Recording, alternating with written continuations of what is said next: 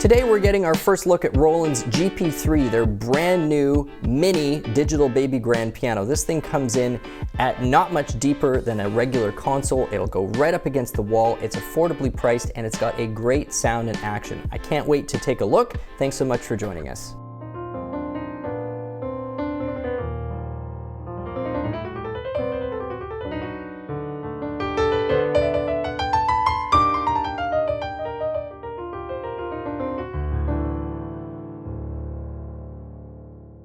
So the Roland GP3 is a brand new digital baby grand from Roland. It comes in both smaller and cheaper than their current GP607 and 609. And when I first heard that this one announced, I was kind of thinking to myself, great, just what the world needs, another digital baby grand. But then I got a few reports about the spec and particularly the price point. It's now really hard to find any really nice playing digital baby grand with a great action, good sound for much under, say, like $6,000 or $7,000. It's very, very difficult. And they have this one coming in right at the $5,000 mark. And that is a critical price point to hit. And so for people who want a piano with a really respectable action, and this has got the PHA-4, and they want something that is going to sound satisfying, and let's not beat around the bush. You buy these things because the look is a priority. I mean, this, musically speaking, doesn't do anything more than, say, like a Roland RP107 in terms of its musical brain. In terms of speaker performance, we're really talking about the RP701. But to get the ebony polish, which is really done at a high quality, and particularly that shape and the prestige that goes along with that, this is your answer. So first, let's talk about the piano tone. This is a supernatural piano engine. It's got 256 notes of polyphony. They don't specify, but I'm assuming this has the BMC chip driving all of this. And just like every other Roland piano, it tends to tonally skew towards what you would expect out of, say, a New York Steinway. That is, in fact, the piano they use to sample the core of the supernatural engine. So that piano tone is coming to you from two downward-facing speakers. They're 11 watts apiece.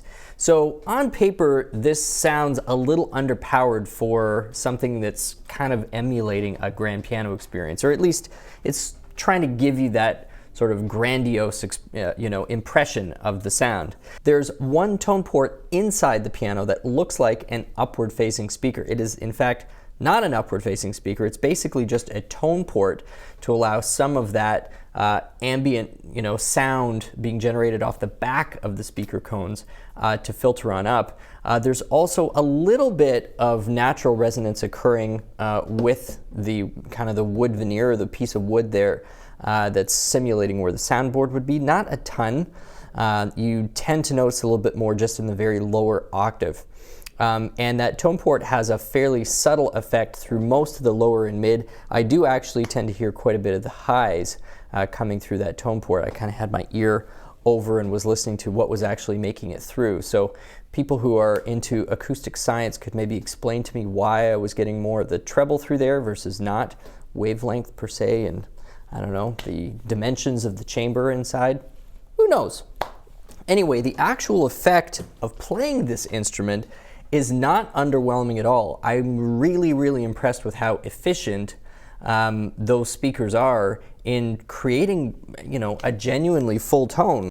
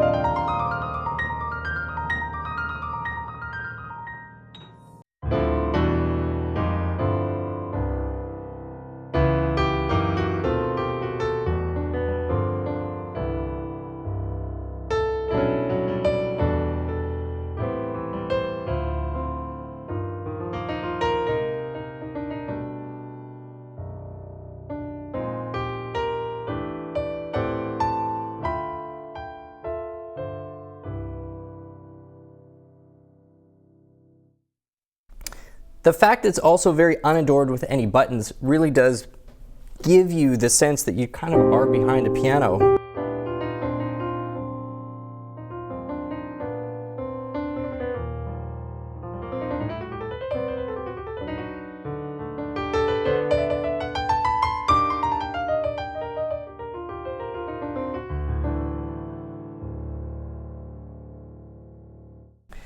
Now on board there aren't very many sounds to pick from. I think there's just over a dozen, 14, 15 or something like that. There are a few acoustic pianos to choose from, and to select from there you can either use the app or you can use the function key and select through the first 15 keys using both the white and the black keys in ascending order. So to get to our second piano tone, for example, we just press this and then the B flat.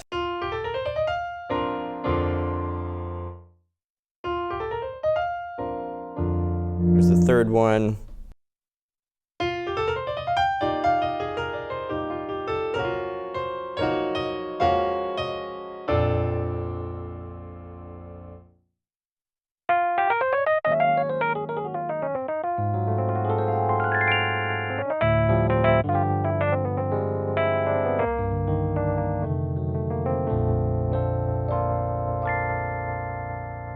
That 1976 suitcase.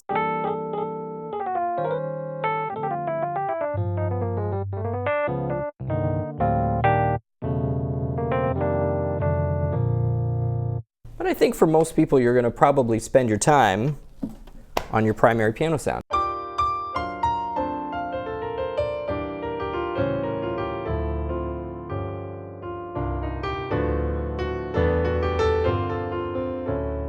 Sort of an interesting point of trivia, at least the one we opened up out of the box by default came tuned to 442. So it sort of just had a bit of a sharper, well, like literally, but also figuratively, it kind of has this sharper tone to it.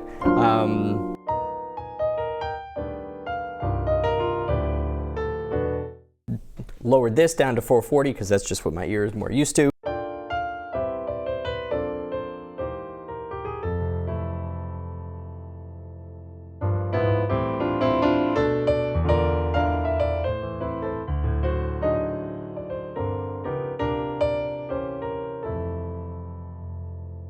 There's basic ambience control as well as brilliance control. So that pretty much wraps up, our discussion on sound. There's not like a ton going on here, but the overall experience is still pretty satisfying, given that I know for a fact it is not cheap for manufacturers to produce body cabinets or cabinets of any description with a really high quality polished ebony. That adds a considerable amount of manufacturing cost. And then on top of that, you've got the guts of basically about a $2,000 digital piano, inside it. A quick spec review of the Roland GP3 tone engine, being driven by the Supernatural piano engine. That's the sampling version of that engine, a maximum polyphony of 256. Total number of tones of 15, and you're able to edit the brilliance, ambience, and the key touch, of which there are 5 types. Let's move on to action. This has the PHA-4 action. I was really pleased to hear that that's the action that wound up in here, because I got kind of a pre-release spec sheet that didn't specify what the action was. And like, oh no, has Roland done some kind of a cheap version of an existing action to get the price point down? No, this is in fact PHA-4, which is awesome because I love the PHA-4. I've just actually got myself a Phantom 08, which is now kind of my main gigging keyboard at the moment. It's got a PHA-4. Really enjoy this action quite a bit. It's a slightly on the heavier side compared to some out there. It's not nearly as heavy as like the action you'll find on like a Yamaha P515 or the NWX action in wherever it appears. But it is heavier than, or it's going to feel heavier than like an RH3 from Kawai or like a GHS from Yamaha or anything like that. So this to me always kind of had a bit more of a, baby grand-esque feel in terms of the resistance. It's also got a little bit more of a pronounced escapement feel than say even the PHA-50 did. Which means for certain moments I actually prefer playing on this even to the PHA-50. Don't get me wrong, the PHA-50 is a great action, especially I would say if you're going to be doing like a really broad mix of repertoire that includes quite a bit of classical.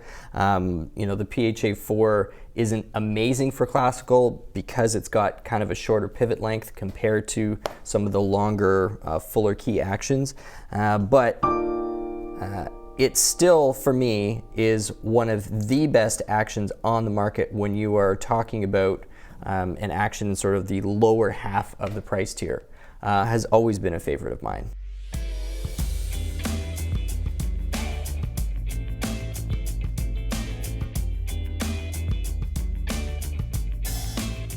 Let's talk about connectivity. This instrument has just headphone audio out. It's got both 1/4 inch and 3.5 mil, which would normally be a little bit of a drag because for making a video like this, we're taking direct line out and I'd have to be wearing headphones. This does have, although you do have to dig into the manual to figure out how to do it, it does have a setting where you can have the speakers on or off completely independent of whether you have the headphones plugged in, which is great. It's got a USB connection so that you can get MIDI information off to a computer, no problem.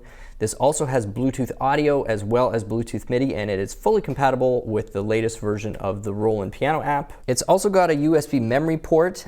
You have the ability to record a MIDI performance. You can also play back a standard MIDI file on this as well. So through the app and probably through the settings here, you've got both dual mode and twin piano mode.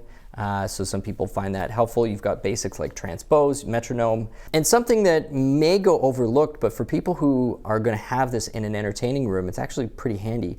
There's close to 400 songs preloaded on here that you can play.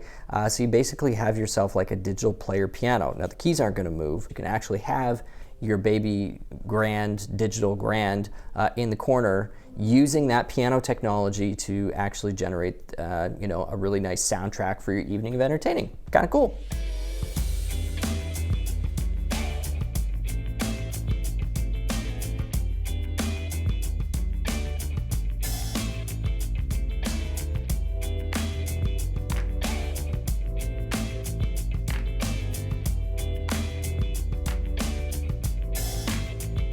Very last thing I'm going to mention is I've already talked about the quality of the polyester, but overall the quality of the cabinet, just like any other Roland console instrument that you've seen come out, say over the last 4 or 5 years, this is not a cheap piece of plastic. When we were putting this together, one thing that's not super obvious, but all 3 of these legs are steel, like solid steel.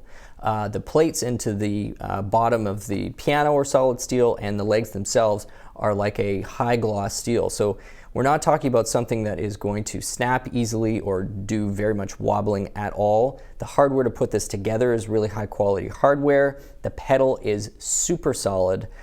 And there's just absolutely no flex or give to the rest of the cabinet. So this is going to transport well for people considering making online purchases. This is an easy assembly process if you've got 2 people. There's not a lot that needs to go into this, as you saw from some of the opening footage here. So to wrap this all up, the GP3 is a nice addition to the marketplace for me for really 2 reasons, but because of a 3rd reason. For the price, this is a pretty unique beast. Kawai's DG30 comes in a couple of $1,000s over this. Most of Yamaha's digital baby grands are coming in well above this. Roland's 607 and 609 are above this. Kawai's Novus 10 is way above this. So this kind of slots into a nice unique price point for something that's got a great action and a really advanced piano engine. So if you're somebody who is going to be focused on the actual piano experience, but you're limited for space and limited for budget, and this kind of body shape is something that's really important to you, particularly if it's going into like an entertaining area, this is kind of a unique beast right now. And I think it's going to do really well. It's not a very complicated machine. There aren't a ton of features on it, but then again, if you're buying this to play piano and you know, half the value to you is kind of the overall look and sound. My name is Stu Harrison. We hope you've enjoyed it. If you do, consider hitting that subscribe. We'd love to have you back. Until next time, take care.